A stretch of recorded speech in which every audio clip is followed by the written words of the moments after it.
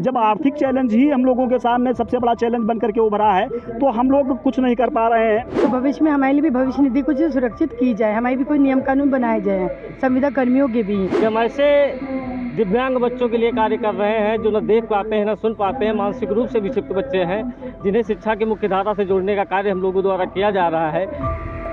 उत्तर प्रदेश विशेष शिक्षक एसोसिएशन के तमाम टीचर्स हमारे साथ मौजूद हैं और ये यहाँ पर जंतर मंतर पे प्रदर्शन कर रहे हैं। सर, क्या प्रदर्शन ये कर रहे हैं, क्यों कर रहे हैं और क्या कुछ आप मांग करते हैं? ये उत्तर प्रदेश विशेष शिक्षक एसोसिएशन जो दिव्यांग बच्चे हैं उनको शिक्षा एवं पुनर्वास तथा राष्ट्र की मुख्य धारा से जोड़ने वाले जो विशेष शिक्षक हैं, ये उनका संगठन है। और हम लोगों की मेन मांग है कि समग्र शिक्षा अभियान एक केंद्र पोषित योजना है। ये केंद्र पोषित योजना सारे राज्यों में क्रियान्वित की जा रही है, लेकिन सारे राज्य अपने अपने ढंग से मानदेय का भुगतान कर रहे हैं विशेष शिक्षकों को। भारत सरकार से आग्रह है कि आप मॉनिटरिंग करके सारे राज्यों में समान वेतन या मानदेय की व्यवस्था करवाएं। अगर ये व्यवस्था नहीं हो पा रही है तो निश्चित तौर पर इन विशेष शिक्षकों के साथ सदा अन्याय होता रहेगा और ये अपने परिवार का भरण पोषण करने में भी अपने को असक्षम पाते रहेंगे। तो आप विशेष जो बच्चे होते हैं उनके शिक्षक हैं, तो अभी किस तरह के चैलेंजेस आपको देखने को मिलते हैं? भाई, हम लोग सबसे बड़ा आर्थिक चैलेंज देख रहे हैं। अभी आर्थिक चैलेंज देख रहे हैं। दूसरा क्या है कि जब आर्थिक चैलेंज ही हम लोगों के सामने सबसे बड़ा चैलेंज बन करके उभरा है तो हम लोग कुछ नहीं कर पा रहे हैं और सारी सुविधाएं उसी से होकर के गुजरती हैं। तो एक तो हम लोगों को हम जो मानदेय वो बहुत कम मिलता है, दूसरा किसी भी प्रकार की कोई सुविधाएं नहीं मिलती हैं, तीसरा सुरक्षा से संबंधित भी कोई व्यवस्था हम लोगों के लिए नहीं है। ना ही पीएफ कटता है, ना ही कर्मचारी सामूहिक बीमा है, इस प्रकार की भी कोई बातें नहीं है। तो इस तरह की जो आप व्यवस्था की बात करते हैं, सुनिए, आप जो व्यवस्था की बात करते हैं ये व्यवस्था केवल कागज़ों में दिखाई जाती है, ज़मीनी स्तर पर नहीं है। तो किस तरह से आप देखते हैं और क्या कुछ मांग करते हैं आप? सर, हम लोग तो 17-18 सालों से, लगभग 19 सालों से हम लोग बहुत ही परेशान हैं। यहाँ तक कि हम अपनी बात करें तो हम एक टाइम ही खाना खाते हैं। सर, अगर आप माइंड नहीं करें तो हम एक ही टाइम सोचते हैं, क्योंकि हमारे पास बहुत बड़े परिवार है। पिताजी हमारे हैं, वृद्ध हैं, उनके भी हम कुछ नहीं। 15,950 रुपये में सर हम लोग 4-5 हज़ार रुपये तो फील्ड वर्क में जाता है, क्योंकि फील्ड वर्क है हमारा 50-50 किलोमीटर तक जाना आना। तो बहुत सर हम लोग बहुत परेशान हैं और सर के साथ में हैं और सर जैसा भी चाहेंगे हम हमेशा साथ देंगे और लगे हुए हैं। सर, बहुत ही ज़्यादा हम दुखी हैं और हमें तो रोना आता है, लेकिन हम कुछ मजबूर हैं, कुछ कह भी नहीं सकते। अधिकारी सुनते नहीं हैं। जिन अधिकारियों से बात करते हैं तो वो भी कहते हैं करना है तो करो, नहीं तो आप अपना छोड़िए, आप जाइए आप यहाँ से। समान व्यवस्थाओं की आप बात करते हैं, समान वेतन की बात करते हैं, किस तरह से क्या क्या समान आप देखते हैं? क्योंकि और जो स्टूडेंट्स के साथ जो व्यवस्था दी जा रही है वो इन बच्चों को नहीं दी जा रही है, शिक्षकों को नहीं। देखिए, जिस केंद्रीय से गवर्न होने वाली परियोजना में हम लोग काम कर रहे हैं, 2005-6 से हम लोग काम कर रहे हैं और लगातार संघर्षों के बाद 19 वर्ष हो चुके हैं पूरे, और जिसमें पॉलिसी के अंतर्गत 65% केंद्र का और 35% स्टेट गवर्नमेंट का योगदान होना चाहिए। और इतने लंबे समय संघर्ष के बाद हम लोग आज भी 15,950 पे ही अपना पोषण कर रहे हैं, जिससे इतनी समस्याओं का सामना करना पड़ रहा है। 5 से 6 हज़ार रुपये हम लोगों का फील्ड में पेट्रोल और अन्य व्यवस्थाओं के लिए खर्च हो जाता है।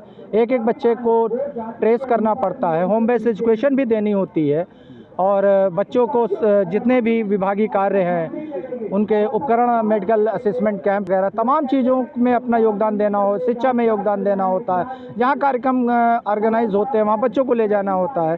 तो इन व्यवस्थाओं में हमारा जो हमको गवर्नमेंट देती है 15,950 का अधिकांश हिस्सा इन सब व्यवस्थाओं में खर्च हो जाता है, जिससे हम लोग सरकार स्टेट लेवल पर हर टेबल पर, चाहे वो सचिव लेवल की टेबल हो, प्रमुख सचिव लेवल के टेबल हो, या शिक्षा मंत्री के टेबल पर हो, या माननीय योगी आदित्यनाथ जी की टेबल हो, हम सब जगह अपना कागज़ लगा चुके और आज हम सबको मजबूर होकर पूरे नेतृत्व करते हुए उत्तर प्रदेश का ये विशेष शिक्षक, उत्तर प्रदेश विशेष शिक्षक एसोसिएशन पूरे भारत के विशेष शिक्षकों का एसोसिएशन का नेतृत्व कर रहा है। एक विशेष शिक्षक का नेतृत्व करने आज यहाँ जंतर मंतर पर आया है, एक संदेश देने के लिए कि अगर हमारी मांगे ये नहीं पूरी तो हमारे साथ माननीय हर्षकिशोर तिवारी जी की सभ्यता प्राप्त है। 18,000 कर्मचारी हमारे साथ है, जिसका हम आंदोलन, व्यापक आंदोलन आने वाले समय में करने के लिए बाध्य होंगे। इसमें हम दोषी नहीं होंगे कहीं से भी। मैम, कब से आप प्रोटेस्ट कर रहे हैं और क्या कुछ मांगे हैं, और जिन मांगों को अभी आप जो मांग रख रहे हैं, इन मांगों को अगर पूरा नहीं किया जाता तो अगला कदम क्या रहेगा इन शिक्षकों का? जैसा हमारे अध्यक्ष जी बोलेंगे अगला कदम वही रहेगा। और पिछले कई सालों से हम लोग संघर्ष कर रहे हैं और हमारी मांगे यही है कि हमें समान वेतन दिया जाए और जो भी सुविधाएं मतलब हम लोगों के लिए हम लोग डिज़र्व करते हैं वो सब कुछ दिया जाए। अगला कदम क्या होगा अगर मांगों को पूरा नहीं करें? सर हमारा तो मेन मकसद ये है कि जो हम लोग संविदा कर्मी हैं हम लोग को अपनी व्यक्तिगत सुरक्षा चाहिए और सबसे बड़ी बात ये है कि सुरक्षा में ये है कि जैसे हम लोग के साथ कोई घटना हो जाती है फील्ड में तो हमारा सपोर्ट करने वाला कोई नहीं है। तो हाँ, तो वो हमें चाहिए। कोई हमारे कितने भी साथी हैं जिनकी डेथ हो चुकी है उनको फैमिली सपोर्ट कुछ नहीं है, तो भविष्य में हमारे लिए भी भविष्य निधि कुछ सुरक्षित की जाए, हमारे भी कोई नियम कानून बनाए जाए संविदा कर्मियों के भी। और हम लोग एकदम लोएस्ट संविदा कर्मी हैं तो हम लोग को विशेष ध्यान दिया जाए और हम लोग अपने फील्ड में जो हम लोग के कार्य दायित्व हैं पूरी तरह से हम लोग कर रहे हैं, चाहे वो दिव्यांग बच्चों को घर जाके पढ़ाना हो या फील्ड में कोई सर्वे करना हो या जो हमारे अधिकारी का जो भी सौंपे गए कार्य हम लोग सब पूरी तरह से करते हैं और हम लोग के रिकॉर्ड भी सब जितने भी कार्य हैं और हम लोग के कार्य से सब अधिकारी भी संतुष्ट है, तभी हम लोग का रिन्यूअल भी होता है।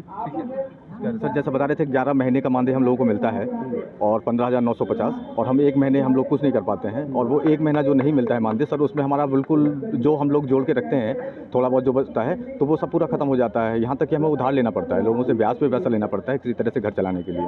और कई बार तो ऐसा होता है कि मानदेय भी नहीं देते हैं लगातार कि हमें टाइम से मानदेय दिया जाए, 3 महीने 4 महीने रोक देते हैं। तो जो 3-4 महीने नहीं देते हैं उस दौरान हम लोग पैसे लेते हैं ब्याज पे और सर वो ब्याज पे हमें पैसा लेना पड़ता है और मजबूरी बस और बहुत गिड़गिड़ा के लेना पड़ता है। हर आदमी देता नहीं है तो कुछ हमें अपने जो रखना होता है जैसे कि जेवरात वगैरह कुछ है अगर घर में हमारी वाइफ का है तो वो रख के हम लोग उधार पैसे लेते हैं। सर आज आप ये प्रदर्शन कर रहे हैं, इसके आज के दिन से के बाद मतलब कुछ निष्कर्ष नहीं निकलता है इस प्रदर्शन के माध्यम से, फिर अगला कदम क्या होगा आपका? अगला कदम हमारा अनवरत कार्यक्रम चलते रहेंगे, इसके बाद भी हम कोई कार्यक्रम तय करेंगे, उसके पश्चात हम वो कार्यक्रम करेंगे और उसके बाद में हमारे मार्गदर्शक बैठे हुए हैं 18 लाख कर्मचारियों के नेता हैं माननीय हरकिशोर तिवारी जी।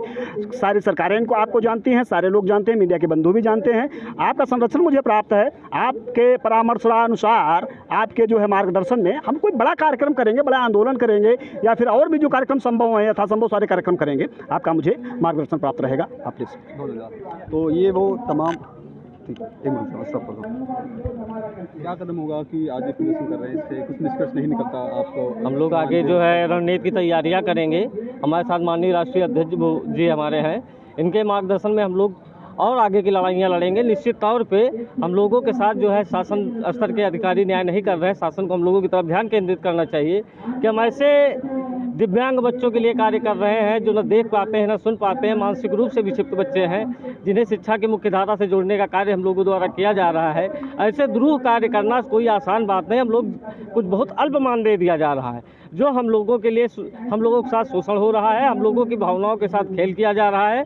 शासन को हम लोगों की इरादों पर, हम लोगों की मेहनत पर, हम लोगों की तपस्या पर ध्यान देना चाहिए कि ऐसे बच्चे जो समाज से पूरी तरह से बहिष्कृत है, जिनके माता पिता भी जो बहुत योग्य नहीं है, शिक्षित नहीं है, बच्चों को जो है नहीं अपने साथ कहीं ले जाना पसंद करते हैं, हम उन बच्चों के साथ कार्य करते हैं, उन्हें शिक्षा की मुख्य धारा से जोड़ते हैं। आज हम लोगों के पढ़ाए हुए बहुत से बच्चे जो सरकारी नौकरियों में हैं, बहुत से ऐसे बच्चे जो विभिन्न क्षेत्रों में कहीं न कहीं कार्य करके अपने परिवार का दायित्व बखूबी निभा रहे हैं। हमारी शासन से मांग है कि हम लोगों को भी सम्मानजनक वेतनमान या उनसे जो भी हो सकता है हमें कम से कम इज्जत से जीने का मौका दिया जाए, हम लोग भी अपना जीवन यापन पूर्णतः कर सकें। जय मेरी।